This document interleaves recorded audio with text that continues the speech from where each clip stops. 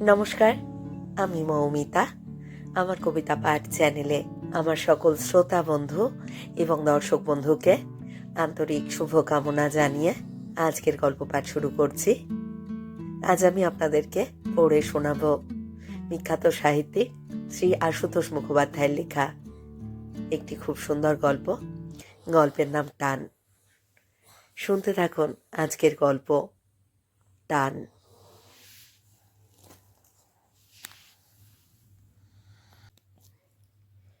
ভোজন রসিক আর বচন রসিক মেশো বলে, বড় বড় রুই কাতলা, গঙ্গার ইলিশ আর পাঁটা খাসি জন্মায় কেন? আমরা খাবো বলে। গাছে গাছে এত ফুল আর ফলে কেন?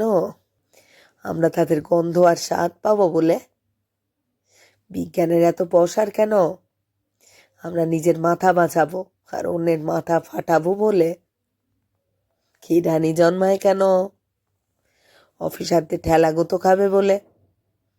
আর অফিসাররা ভিজে বেড়াল হয়ে তাদের উপরওয়ালাদের মনোরঞ্জন করবে বলে।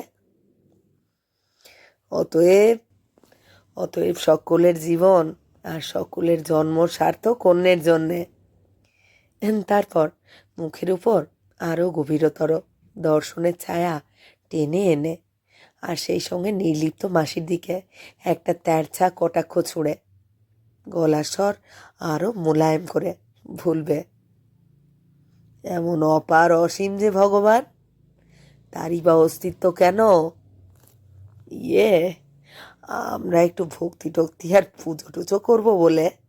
এই শেষের মন্তব্যে বা উপসংহারে মাসির নিস্পৃহ দৃষ্টিটা এদিকে ঘুরবেই একবার। মুখখানা আরও কাজুবাজু করে ঘরের অন্য শ্রোতা বা শ্রোতাদের উদ্দেশ্যে মেশো বক্তব্যের ওই সারটুকু ছেঁকে তুলতে চেষ্টা করবে আবার। অর্থাৎ কারো অস্তিত্ব নিজের জন্যে নয় এবং সব কিছু অপরের জন্যে। আর ভগবত প্রসঙ্গেও দৈবাত যদি মাসির দৃষ্টি বক্তার দিকে না ফেরে, এরকমই হয়। অস্তিত্ববাদের আরও মিশ্রি মাখানো কোমলতর দৃষ্টান্ত শোনা যাবে।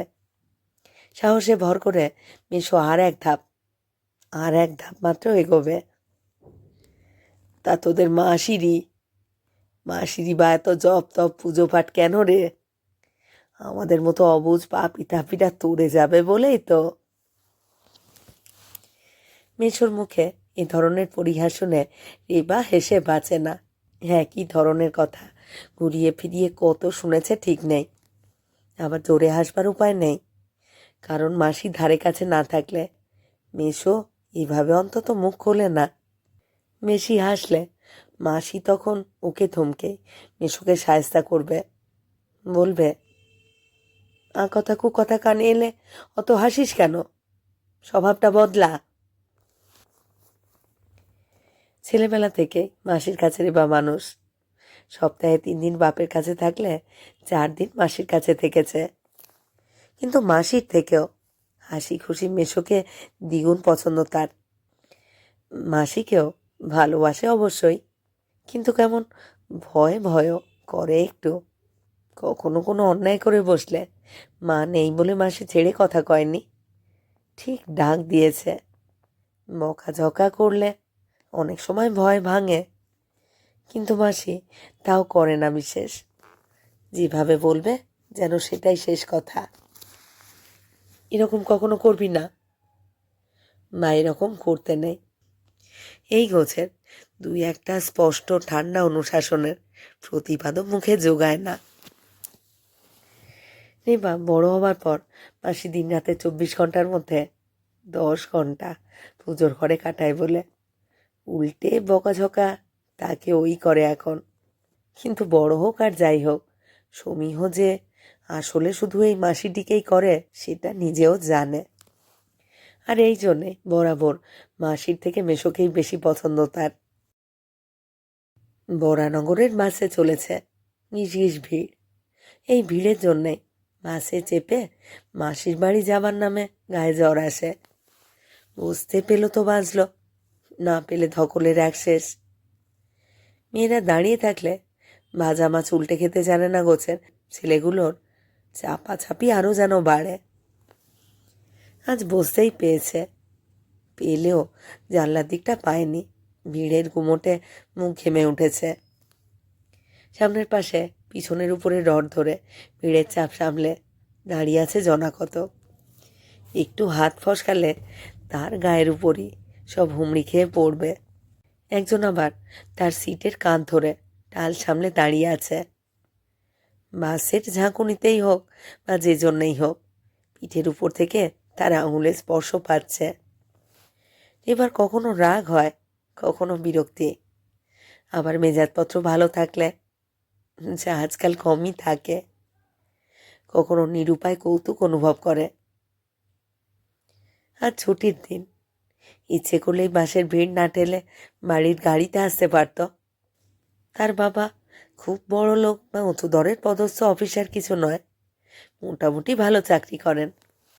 পৈতৃক বাড়ির 2টো ফ্ল্যাট, ভাড়া পায় 700 টাকার উপর, 2টো মাত্র মেয়ে, ঝামেলা নেই। তাই গাড়িও হয়েছে একটা, তাও হয়েছে কার তাগিদে রিমা খুব ভালো করেই জানে। ছুটির দিন না হলেও অফিসে বাবাকে টেলিফোন করলে গাড়ি পাঠিয়ে দিত। এই জন্যে যে গাড়ি সে কমই চায়। কলেজে যেতে আসছে, বাবার কাজে দৌড়নো, একটা দিন গাড়ি না পেলে একজনেরই শুধু মুখ ভার হয়, রিমারও হয় না। ইউনিভার্সিটি থেকে ইচ্ছে করে সে বাসে ফেরে, ঠিকে না পড়লে গাড়ির দাবি করে না। দক্ষিণেশ্বরের পথ, ছুটির দিনেও বাসে ভিড় হবেই জানত। তবু যে গাড়ি বাড়িতে বসেই আছে, সেই গাড়ি নিয়ে বেরুলো না। এই বাসটির ভিড় আর গুমট বিচ্ছিরি রকমের অস্বস্তিকর, তবু না। তার কারণ গাড়ি নিলেই জানাজানি হবে কোথায় যাচ্ছে, আর তখনই দোসর জুটবেই, ও জানে। তাই রেবা ঘামে জবজবে হয়েও বাসে চলেছে।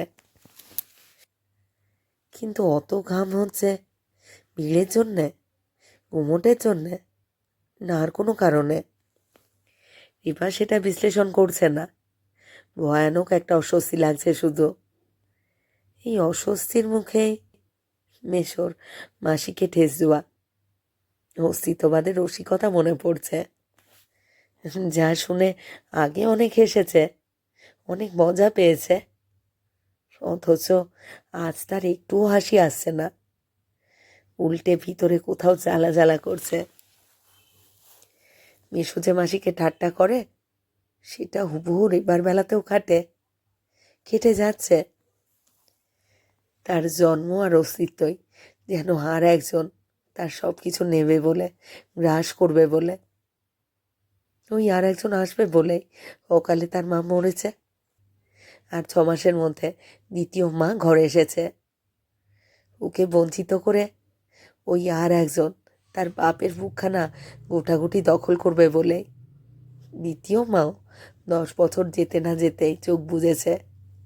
যে মাসিকে পেয়ে 8 মাস বয়সেও মাকে হারিয়ে রেবা মায়ের অভাব কখনো টের পায়নি, ওই আর একজন 10 বছর বয়সে তার মাকে খুইয়ে দিব্যি দিব্যি এই মাসিরও স্নেহ কাটতে শুরু করেছিল। আর পরের এই 10-11 বছর ধরে সে তো এবার নিজস্ব মাসিটির উপরে দাবি আর আবদার কম চালাচ্ছে না। রেবা অনেকদিন খুঁটিয়ে ভেবেছে, তলিয়ে বিচার করেছে। বাড়িতে ওই একজনই সব, তার জন্যই সব। ওই শিপ্রা, তার বইমাত্রেও বোন শিপ্রার জন্যে, মাত্র 2 বছরের ছোট তার চেয়ে। কিন্তু শিপ্রা আবদার ধরলে বাবার চোখে, এমনকি আজকাল মাসির চোখেও, ও কত যে ছোট রেবার থেকে ঠিক নেই যেন। প্রায় জন্মায়নি এত ছোট। কিন্তু রেবার তা বলে হিসেবে ভুল নেই। তার 23 চলছে, শিপ্রার 21। কিন্তু স্বার্থের বেলায় ধাড়ি মেয়ে 21 ছেড়ে 1 হতেও লজ্জা করে না। আর আশ্চর্য, সকলে সে বেলায় দিব্যি প্রশ্রয় দেয়।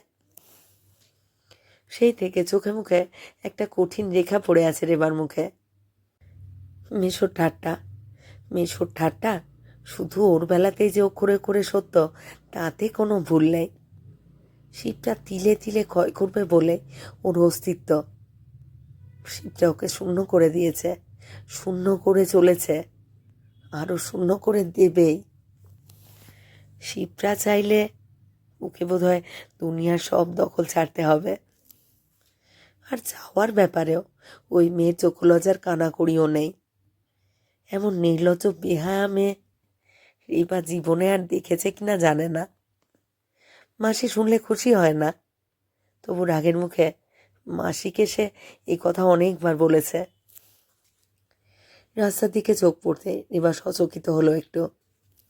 ওই সামনের স্টপে বাঁয়ের রাস্তা ধরে 2 মিনিট হাঁটলে সঞ্জীবের বাড়ি। নেমে একবার দেখে যাবে কেমন পড়াশুনো করছে। না, কলেজের নতুন মাস্টারি থেকে ছুটি নিয়ে আইএস পরীক্ষা দেবার জন্য উঠে পড়ে লেগেছে। উন্নতি চূড়োয় উঠবার স্বপ্নের মধ্যে রিবা অসময়ে হাজির হয়ে ছন্দপতন ঘটাবে কেন? এবার মতে কলেজের মাস্টারি বেশ লোভনীয় চাকরি, কিন্তু তার মত নিয়ে কে মাথা ঘামায়? ঘড়ি দেখল, আর খানিকটা বাদে বাড়িতে শিকড় চাটুর্যে এসে হাজির হবে। আসার কথা আছে। টেলিফোনে রিবাই তাকে আসতে হুকুম করেছিল বলতে গেলে। আর তার গম্ভীর গলা শুনে শেখর যে রীতিমতো ঘাবড়েছিল তাও বেশ অনুভব করা গেছে। এসে দেখবে রিবা বাড়ি নেই। বাড়ির ঝিয়ের মুখে শুনবে হঠাৎ মাসি জরুরি টেলিফোন পেয়ে বেরিয়ে পড়তে হয়েছে। কিন্তু মাসি মোটেই জরুরি টেলিফোন তাকে করেনি। টেলিফোন সেই করেছিল মাসিকে। মাসি বলেছিল, ছুটির দিন যখন শিপুকে নিয়ে চলে আয় না। তবে রিবা শিবটাকে বাদ দিয়েই চলেছে মাসির বাড়িতে। বাড়িতে এসে সে নেই শুনলে সেই ঘরের ফর্সা মুখখানা কীরকম হবে কল্পনা করতে চেষ্টা করল। অপমানে লাল হবে না নিশ্চয়ই, উল্টে স্বস্তি বোধ করবে। আর ভাববে টেলিফোনে শেখর বারবার বিশেষ কাজের অজুহাতে আজকের দিনটা এড়াতে চেয়েছিল বলে রাগ করে রিবা মাসির বাড়ি চলে গেছে, তাকে জব্দ করবার জন্যে, আকেল দেবার জন্যে। এবারে রিবার ঠোঁটের ফাঁকে হাসির আওয়াজ দেখা গেল একটু। ভাবুক, যা খুশি ভাবুক, রিবা ভাবাতেই চায়। আর মাত্র 2 মাস, অনেক কিছুই ভাবাতে চায় রেবা। সেদিনের কথা মনে পড়তেই সত্যি হাসি পেল। বাবা রোজ সন্ধ্যায় ক্লাবে যায়, বাড়িতে তারা 2 বোন মাত্র। জি আর ঠাকুর নিজেদের কাজে ব্যস্ত। শিবরা নিজের ঘরে বই নিয়ে বসে আছে। তলব পেয়ে সেদিনও শেখর এসেছিল। রাত 7:30টায় সময় দিয়েছিল, ঠিক সময় ধরেই এসেছিল। রিপা বাইরের ঘরে বসায়নি তাকে, নিঃশব্দে নিজের ঘরে এনে বসিয়েছিল। তারপর কাছে এসে, খুব কাছে এসে চোখে চোখ রেখে তাকিয়েছিল। শিখরের ফর্সা সুন্দর মুখে বিড়ম্বনা ছায়া পড়েছিল, কিন্তু সেটা প্রকাশ করতে চায়নি। হেসে বলেছিল, ব্যাপারখানা কি? ঘরে ডেকে এনে মারধর করবে নাকি? রেবা বলেছিল, না, তোমাকে দেখছি। কি দেখছো? তোমার বাইরেটা এত সুন্দর কেন? শেখর হেসে জিজ্ঞাসা করেছিল। আর ভেতরটা? ভেতর নিয়ে খটকা লাগছে। সে কি আমার ভুল? এত কাছে দাঁড়িয়েছিল রেবা যে শেখরের 2 চোখ লোভে চকচক করে উঠেছিল। সন্দর্পণে দরজার দিকে চেয়ে একটু নিশ্চিত হয়েছিল। দরজা ভেজানো। তার কাঁধে একখানা হাত রেখে বলেছিল, মেয়েরা ইউনিভার্সিটিতে পড়লে কি হবে, বড় সেন্টিমেন্টাল। রেবা বলেছিল, যদি ভুল করে থাকি দোষ নিও না। মনটা কেন যেন সেই থেকে বিচ্ছিরি হয়ে আছে।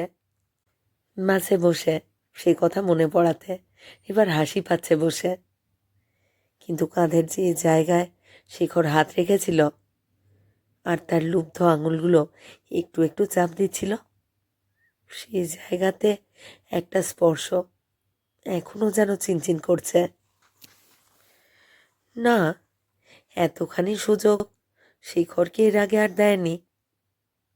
রেবা কি করবে? প্রাণের দায়, বিষম দায়। ও নিঃসন্দেহে জানতো এই ব্যাপারটা তৃতীয় কেউ দেখছে, তাদের কথাবার্তা তৃতীয় কেউ শুনছে। ছাদের ওই অন্ধকার দিকে জানলাটা সে বন্ধ করেনি। রেবার নিঃসংশয় ওখানে শিবটা এসে দাঁড়িয়েছিল। শেখর চলে যাবার পর শিবটার মুখে বহুক্ষণ পর্যন্ত চাপা হাসি আর চাপা বিদ্রুপের ছটা দেখেছে। ঠোঁটের হাসি গিয়ে গেল রেবার, মুখে কঠিন রেখা পড়তে লাগলো। একটা দারুণ অস্বস্তি যেন ভেতর থেকে ঠেলে ঠেলে উঠছে বারবার।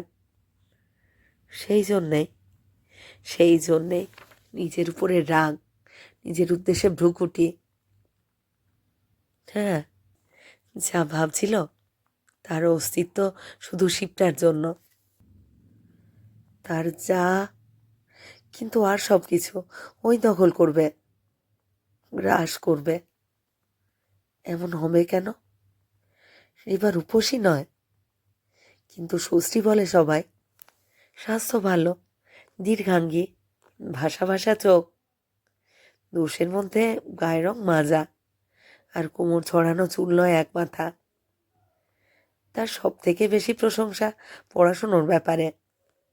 বিয়েতে ফার্স্ট ক্লাস থার্ড হয়েছিল ইতিহাসে। সকলের ধারণা এমনিতেও ফার্স্ট ক্লাস পাবেই, কিন্তু রেবা ঘোষাল জানে এবারে তার পরীক্ষা একটুও ভালো হবে না। হবে না ওই শিবটার জন্যেই। এত অশান্তি মনে চেপে পড়াশুনো হয়? অশান্তির থেকেও রেবার রাগ বেশি। যে দুশ্চিন্তা তার মাথায় এসেছে, সেই থেকে রাগ আর অশান্তি যেন গোটাগুটি দখল করে বসে আছে তাকে। প্রথম অশান্তি, শিবটা সত্যিকারের রূপসী, তার তুলনায় ঢের বেশি রূপসী। ও সঙ্গে থাকলে কেউ তার দিকে ফিরেও তাকায় না। রেবাকে জব্দ করবার জন্যে যেন ওর অত রূপ। গায়ের রং ধপধপে ফর্সা, এক মাথা চুল, দোয়ারা গড়ন। ফ্রক পরা বয়স থেকে নিজের রূপের দিমাগ টনটন। একটা চাউনি বিঁধে হাবা ছেলেগুলোর বুকের তলায় কবে কি কাণ্ড বাঁধালো। দিদিকে জড়িয়ে ধরে হেসে গড়িয়ে সে গল্প করত কলেজে ঢোকবার আগেই। এখন তো বিয়ে তো পড়ছে না, স্বর্গের রানীটি হয়ে রাজত্ব করছে যেন। পরীক্ষা এলে তখনই শুধু দিদিকে ধরে কান্নাকাটি। কিন্তু আজ নয়। রেবা মনে মনে ওকে দেখতে পারে না সেই 6-7 বছর বয়স থেকেই, যখন থেকে মাসির কোল ছেড়ে সে বাবার কাছে এসে স্কুলে ভর্তি হয়েছিল। 8 মাস থেকে 6-7 বছর পর্যন্ত একটানা মাসির কাছেই আনন্দে কাটিয়েছিল সে। কিন্তু বাবার কাছে আসার পর প্রতিদিনই যেন সেই আনন্দ উল্টো ধাক্কা খেয়েছে। তার নতুন মা, অর্থাৎ শিবটার নিজের মা, সামনাসামনি খুব দুর্ব্যবহার করেননি তার সঙ্গে। কিন্তু ওই নতুন মায়ের আসল টান যে নিজের মেয়ের উপরই, এটার এবার বেশ বুঝতে পারত। শিবটাকে নিয়ে লাফাতো ঝাঁপাতো, আদর করত। ও কাছে গেলে বলতো, তুই তো বড় হয়েছিস, তোকে আদর করতে হবে। আদর সময় সময় না যে করতো তাও নয়, কিন্তু রেবার তাতে মন ভরতো না। আর তাতে হিংসুটে মেয়ে জ্বলে অস্থির হতো। শিবরার একটু কিছু হলে নতুন মা যত অস্থির হতো, রেবার জন্য তার শিকিও হতো না বলেই তার ধারণা। কিন্তু রেবার সব থেকে বেশি রাগ হতো বাবার পক্ষপাতিত্ব দেখে। সেই পক্ষপাতিত্ব বাবা যে এখনো কাটিয়ে উঠতে পারেননি, তাতে রেবার একটুও সন্দেহ নেই। ওইটুকু বয়স থেকে এবার যা কিছু তারই উপর ওই হিংসুটে মেয়ের লোভ। আর সেই লোভে বাবার প্রশ্রয়। আদুরে মেয়ের বায়না এড়াতে না পেরে এবার স্কুলের বই পর্যন্ত বাবা ওর হাতে দিয়েছে। আর সেই বই একসময় ছিঁড়ে কুটি কুটি করে মজা দেখেছে শিবটা। সেবার কান্নাকাটির ফলে বাবা অবশ্য আবার নতুন বই কিনে দিয়েছে। সেই সঙ্গে শিপ্রার জন্য বেশ দাম দিয়ে ঝকঝকে তকতকে নতুন ছবির বই কিনেছে। দোকানে গেলে জামা, ফ্রক বা যে কোনো শখের জিনিস রিবার যা পছন্দ হবে সেটাই শিপ্রার চাই। রিপাকে অন্য জিনিস নিয়ে সন্তুষ্ট থাকতে হবে। নতুন মা যখন নেই তখন বাবার আদরের মেয়ের এই হিংসুটেপনা যেন আরও বেড়েছে। ভালো শাড়ি কিনতে হলে বাবা আগে শিপ্রাকেই পছন্দ করতে বলে, কিন্তু শিপ্রা দিদির পছন্দ কোনটা তাই আগে বুঝতে চেষ্টা করবে। বুঝতে পারলে সেটা ছাড়া কোনোটাই আর পছন্দ হবে না। অনেক সময় পরেও দুজনের শাড়ি বদলা বদলি করতে হয়েছে, কারণ পরে পছন্দের ব্যাপারে শিপ্রার মত বদলেছে। বাবা অমনি বলেছে, দিয়ে দে দিয়ে দে, তুই তো বড়। সব ব্যাপারেই বাড়িতে যে মাস্টার রিপাকে পড়াতো শিপ্রার ঝোঁক তার কাছেই সেও পড়বে। তার বিশ্বাস ওই মাস্টারের জন্যে দিদির পরীক্ষার ফল এত ভালো হয়। সেই একই মাস্টারের কাছে দুজনারই পড়ার ব্যবস্থা হলো। তারপরেই রেষারেষি। মাস্টারকে ওই সারাক্ষণ দখল করে থাকবে, আর বাবার কাছে উল্টে নালিশ, দিদি ওকে পড়তে দেয় না। আর মাস্টারও সারাক্ষণ খালি দিদিকেই পড়ায়। শিপ্রার উপর রিপা জীবনে হয়তো একদিন মাত্র খুশি হয়েছিল শিপ্রাকে আছড়াআছড়ি করে কাঁদতে দেখে। রিপার বয়স তখন 12 আর শিপ্রার 10। নতুন মা মরে গেল। কষ্ট রিপারও কম হয়নি। সেও কাঁদছিল আপোষ নয়নে, কিন্তু শিপ্রার কান্না দেখে অবাক। স্বার্থপর হিংসুটে মেয়েটাও যে এরকম কাঁদতে পারে তার ধারণা ছিল না। নতুন মা মারা যাবার কদিন আগেও তো আদুরে মেয়ে কতভাবে অবাধ্য হয়েছিল তার, আর কত রকমের কষ্ট দিয়েছে। ওই নতুন মা মরে যাবার পর থেকে বাবা আরও বেশি বদলে গেল। বাবা যেন দিনে দিনে মা হতে চেষ্টা করলো শিপ্রার। আর তখন ওর সঙ্গে একটু ঝগড়া হলেই বাবা শুধু রেবারই দোষ ধরত আর তাকেই বকত। প্রভু, এত কাছে থেকেও তুমি এত দূরে কেন? সমস্তক্ষণ সব কিছুর মধ্যে তোমাকে দেখি, তবু আমার চোখ এমন অন্ধ কেন? এত মায়ের জন্য কেন আমি? তোমার কাছে আমি কিছু চাইবো না, এ অভিমানী বা আমার কেন? আমি যে অনেক চাই, সব কিছুর মধ্যে আমি তোমাকেই চাই।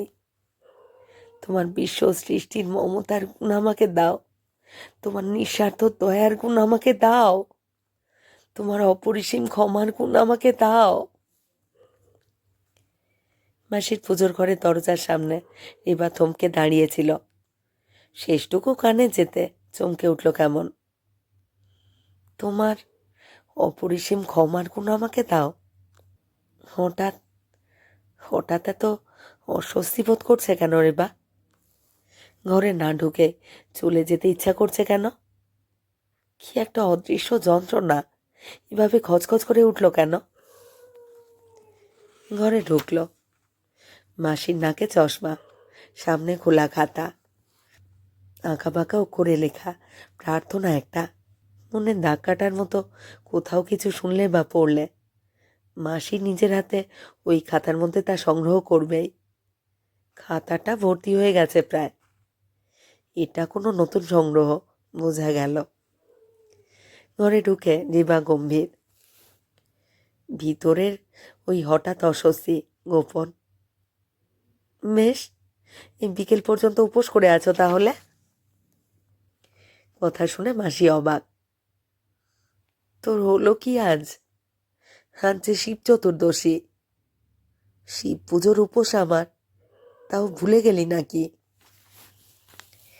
এবারই উল্টো বিড়ম্বনা। ভুলেই গেছে বটে। এই ঘন্টায় অনেক কিছু ভুল হয়ে গেছে। মাসি জিজ্ঞাসা করল, কই রে, শিপু কই? শিপুকে আনিসনি? রেবা হঠাৎ ঝাঁঝিয়ে উঠল। কেন, আমি এসেছি তাতে খুশি হওনি? আমি তাকে আনিনি, ফাঁকি দিয়ে পালিয়ে এসেছি, বুঝলে? মাসি থতমত খেলো একটু, তারপর হেসেই বলল, তোর বয়স হচ্ছে নাকি দিনে দিনে খুকি হচ্ছিস শুনি? বাতাস থেকে অশান্তি ডাকিস কেন? নে নে, হাত মুখ ধুয়ে ঠান্ডা হয়ে আয়, দুপুরের পুজোর অনেক প্রসাদ আছে, বসে খা। মাসির বাড়িতেও বেশিক্ষণ ভালো লাগলো না রেবার। কি যেন ছটফটানি একটা। আসবার সময় ভেবেছিল বাড়িতে একটা টেলিফোন করে জানিয়ে দেবে রাতটা মাসির কাছেই থাকবে, কিন্তু সন্ধে হতে না হতে বাড়ি ফিরে এলো। বাড়ি ফিরে ঝিকে জিজ্ঞেস করলো কেউ এসেছিল কিনা, কিন্তু ঝিয়ের জবাব শুনে রেবা অবাক, কেউ আসেনি। তবে সে বেরিয়ে যাবার প্রায় সঙ্গে সঙ্গে ছোট দিদি গাড়ি নিয়ে বেরিয়ে গেছে, এখনো ফেরেনি। ঝিকে বিদায় করে রেবা গুম হয়ে বসে রইল খানিকক্ষণ। অস্বস্তি বাড়ছেই। থেকে থেকে মাসির আকুতি ভরা কণ্ঠস্বর কানে বাজছে, তোমার অপরিসীম ক্ষমার গুণ আমাকে দাও। অকারণে এবার রাগটা যেন মাসির উপরেই সব থেকে বেশি। রাত বাড়ছে, এবার রাগও বাড়ছে, অসহিষ্ণুতা বাড়ছে। কেন যে এত ছটফট করছে নিজেই বুঝতে পারছে না। রাত 9টা বাজে, ঘিঙি মেয়ের তো এখনো দেখা নেই। একটু বাদে বাবা ক্লাব থেকে এসে পড়বে, খোঁজ করবে, কিন্তু ওর তো 7 খুন মাপ। শিবরা ফিরল যখন রাত প্রায় 9:30। এবার ঠিকই লক্ষ্য করেছে প্রায় চোরের মতো মুখ শিবটার, আড়ালে আড়ালে থাকছে। রাতের খাওয়া দাওয়া চুকে গেল, বাবা নিজের ঘরে চলে গেলেন। ঝিকে এটা সেটা বুঝিয়ে দিয়ে রেবা ঘরে এসে দেখে শিবটা তার ঘরেই বসে আছে, শুকনো মুখ। এরকম বড় একটা হয় না। রেবা তীক্ষ্ণ দৃষ্টিতে তাকালো তার দিকে। ও ফেরবার পর থেকেই মনে হয়েছে কিছু একটা ঘটেছে। সন্দেহটা আরো পাকাপোক্ত হলো এখন। উঠে এসে শিবটা হঠাৎ জড়িয়ে ধরল তাকে, খুলে মুখ গুঁজতে চেষ্টা করে বলল, দিদিভাই, দিদিভাই, তুই আমাকে ক্ষমা কর, এই শেষবারটির মতো ক্ষমা কর। কতবার তো করেছিস বল, আর একটিবার কর। শিবটা জানে না একবারও রেবা ওকে ক্ষমা করেনি। রেবা ঠেলে তুলেছে শিবটাকে, খড়খড় 2 চোখ তার মুখের উপর বিঁধিয়ে রেখেছে। মুখের ভেতরটা হঠাৎ যেন ভয়ানক কেঁপে উঠছে রেবার, কিন্তু ও সেটা বুঝতে দিতে চায় না। কি হয়েছে? শিবটা নিরুত্তর। হঠাৎ তাকে একটা ঝাঁকুনি দিয়ে বলল, কি জন্যে, কি জন্যে ক্ষমা করতে হবে শুনি? কি করেছিস তুই? কোথায় ছিলি সমস্ত দিন? কি করেছে বা কোথায় ছিল সেটা রেবা ওর কাছ থেকে বার করে নিয়েছে। রেজিস্ট্রি অফিসে আগেই নোটিশ দেওয়া হয়েছিল। আজ শিব চতুর্দশীর দিন কাগজের বিয়ের দলিল সব সই হয়ে গেল। শেখরের সঙ্গেই ছিল সমস্ত দিন, তাদের বাড়িতে ছিল। রেবা স্তব্ধ, বিবর্ণ, পাংশু। ব্যাপারটা শেষ করে ফেলবার পর শিবটা ঘাবড়েছে একটু। দিদিকে জড়িয়ে ধরে আবার বলে উঠল, তুই বিশ্বাস কর দিদি, ও তোকে একটুও ভালোবাসত না, তুই একটুও সুখী হতিস না। তবে সই করবার পর থেকে আমার মনটা ভয়ানক খারাপ হয়ে আছে। আমি তো এরপর চলেই যাব এখান থেকে। এবারটি আমাকে ক্ষমা কর দিদি ভাই, আর বাবাকেও। কিন্তু দিদির মুখের দিকে চেয়ে আর কথা জোগালো না তার। এই মূর্তি আর সে দেখেনি, কোনো দিন দেখেনি। শিবটা আবার কি বলতে যাচ্ছিল, কিন্তু ঠাস করে গালে একটা চড় পড়তে মাথাটা ঘুরেই গেল বুঝি। চোখে হলদে সবুজ কি দেখে উঠল কয়েক নিমেষে। রেবা উঠে দাঁড়ালো, আর একটা চড় দেবার জন্য হাত তুলেছিল, সেই হাত দিয়ে ঠেলে সরালো ওকে। আর তো চাপা স্বরে বলে উঠল, তুই এ কি করে এলি? এই করে এলি তুই? ঠেলতে ঠেলতে তাকে দরজার কাছে নিয়ে এলো। চলে যা, চলে যা তুই, চলে যা আমার সম্মুখ থেকে। যা, চলে যা, চলে যা, চলে যা। জ্বর খেয়ে শিবটার খেদের মুখোশ গেছে। এরকম জ্বর জীবনে খায়নি, তাও কিনা এই দিদির হাতে। দু চোখ ধকধক করে জ্বলে উঠল তার। কাজটা করে ফেলার পর চক্ষু লজ্জা যে হয়নি তা নয়, ঘাবড়েও ছিল একটু। কিন্তু দিদিকে এভাবে তোয়াজ করার আসল উদ্দেশ্যটা বাবার দিকটা সামলানো। বাবার সেই আদরের মেয়ে বটে, আর বিয়েটাও এমন কিছু বেজাতে করেনি। তবু তো বিয়ে বলে কথা, বাবা শুনে যে আকাশ থেকে পড়বে তাতে কোনো সন্দেহ নেই। কিন্তু চড় খাবার পর আর এইভাবে তাকে ঠেলে ঘর থেকে বার করবার পর বদ্ধ দরজার দিকে চেয়ে শিবরার চোখ ঝলসেছে। ও নিজেই বলবে বাবাকে, আর এই অপমানের শোধ সে নেবে। এত সাহস! যা করেছে বেশ করেছে, বুক জুড়োবার মতোই জব্দ করেছে। কার কত কদর বুঝুক, আরও বুঝিয়ে ছাড়বে। রাত বেড়েই চলেছে। রিবা মূর্তির মতো বসে আছে বিছানায়, বসেই আছে নিষ্পন্দ, চিত্রার্পিত। কিন্তু বুকের ভিতরটা দুমড়ে মুচড়ে একাকার হয়ে যাচ্ছে। নিঃশব্দে রাত গড়িয়ে চলেছে। বসেই আছে রেবা। থেকে থেকে মাসির কণ্ঠস্বরটা যেন এক একটা চাবুক হয়ে পিঠের উপর পড়ছে। তোমার অপরিসীম ক্ষমার গুণ আমাকে দাও। পূব আকাশের অন্ধকার ফিকে হয়ে আসছে। একটু বাদে ভোরের আলোর আভাস দেখা দেবে। রেবা উঠল, কাগজ কলম নিয়ে বসল। নিজের সঙ্গে দ্বন্দ্ব ঘুচেছে। এবারে একটা চিঠি লিখবে। লিখল। থমথমে মুখ, একটু হাত কাঁপল না। চিঠিটা সঞ্জীবের নামে। সে আইএস পরীক্ষা নিয়ে ব্যস্ত এখন। কিন্তু রেবার পরীক্ষাটা যে বড় মর্মান্তিক। সময় পার হয়ে গেলে লোভ তাকে আর বিষবে কিনা কে জানে। এ চিঠি পাওয়ার পর তুমি আমাকে আর ঘরে নেবে কিনা জানি না। তবু তবু সমস্ত রাত ভেবে ভোরের দিকে বসে খুব ঠান্ডা মাথায় তোমাকে লিখছি। আমার বোন শিবটার সঙ্গে আমি বিশ্বাসঘাতকতা করেছি। এমন বিশ্বাসঘাতকতা কোনো শত্রুও করে কিনা জানি না। করেছি তোমাকে পাবার লোভে। সেই লোভের চরম ফল আজ পেলাম।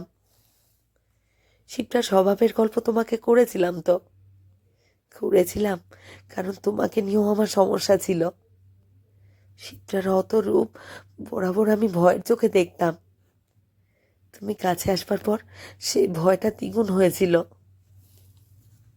আমাদের বাড়িতে কদিন তোমাকে দেখে ওর ভিতরটা উসখুস করে উঠেছিল। আমি তা খুব ভালো করেই লক্ষ্য করেছিলাম। তুমি কি করতে জানি না, কিন্তু তোমার শিক্ষা দীক্ষা, তোমার বংশের নাম ডাক, আর সেই সঙ্গে তোমাকে ভালো করে জানবার সুযোগ পেলে তোমার আমার মাঝে ও এসে দাঁড়াতোই। সবচেয়ে বেশি দাঁড়াতো আমার দুর্বলতা টের পেলে। ছেলেবেলা থেকে ওকে জানি বলেই এই দুশ্চিন্তা আমার অসহ্য হয়েছিল। তাই তো তাই তো ছলনার আশ্রয় নিয়েছিলাম। তোমার দিক থেকে ওর চোখ ফেরাবার জন্যে একজনকে প্রশ্রয় দিয়েছিলাম, শেখর চাটুর্যে। শেখর চাটুর্যেকে তুমি জানো? তোমাদের সঙ্গেই তো পড়তো। কলেজে পড়তে পড়তেই মেয়েদের নিয়ে তার দুর্নাম ছিল।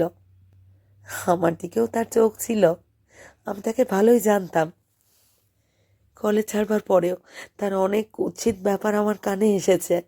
তবু তাকেই প্রশ্রয় দিয়েছিলাম, কারণ ওই রকমই একখানা সুন্দর মুখ আমার দরকার ছিল যে।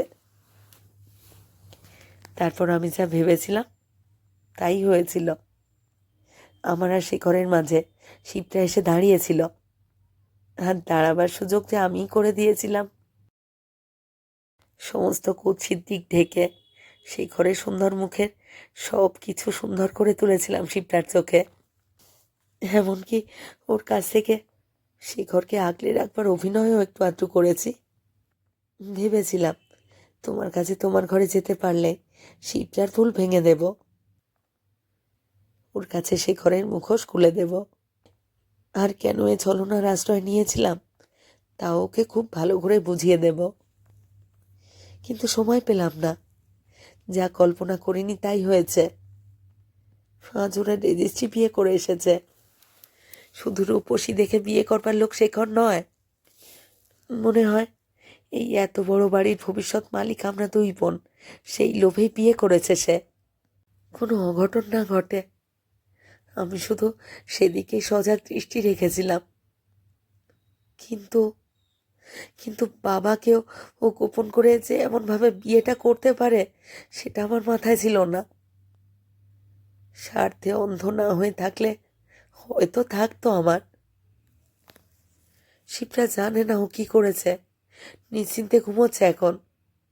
কিন্তু একদিন তো জানবে।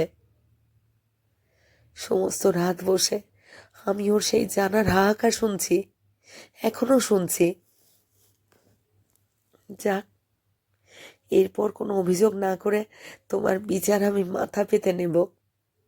বিচার করো, দয়া করো না, বিচার করো। বুকের ভিতরটা এখন শুধু বিচারের আগুনে জ্বলে জ্বলে বাঁচতে চাইছে। রেবা মাসির কোলে মুখ গুজে অনেকক্ষণ ধরে কেঁদেছে রেবা। অনেকবার ডুকুরে উঠেছে। মাসি গো, শিবটার আমি এ কি করলাম? এখন আমি কি করব তুমি বলে দাও মাসিমা। মাসি স্তব্ধ হয়ে বসেছিল অনেকক্ষণ, কিন্তু মুখখানা শান্ত কমনীয় এখন। কান্নায় বাধা দিচ্ছে না, কিছু বলছেও না। আস্তে আস্তে তার পিঠে গায়ে হাত বুলিয়ে দিচ্ছে শুধু। অনেকক্ষণ কেঁদে এবার ঠান্ডা হলো একটু। কি মনে হতে ধড়মড় করে উঠে বসল। চোখে জল, মুখে আশা। মাসিকে ধরে বলে উঠল, আমি আমি ক্ষমা জানি না মাসিমা। তোমার ঠাকুর তো জানে। সমস্ত জীবন ধরে আমি যদি প্রার্থনা করি শিবটার কি ভালো হবে না? শেখর ভালো হবে না? এমনও তো হতে পারে, এমনও তো হতে পারে মাসিমা, বলো না। মাসির মুখখানা আরো স্নিগ্ধ, আরো কমনীয় দেখাচ্ছে। এমন বুঝি আর দেখেনি, এমন বুঝি আর দেখেনি রেবা। অধীর যাতনায় উন্মুখ হয়ে সে জবাবের আশা করছিল। জবাব পেল না। কিন্তু মাসির এই মুখের দিকে চেয়েছে, তার মনে হলো ঠাকুরের ক্ষমা মিলতে পারে।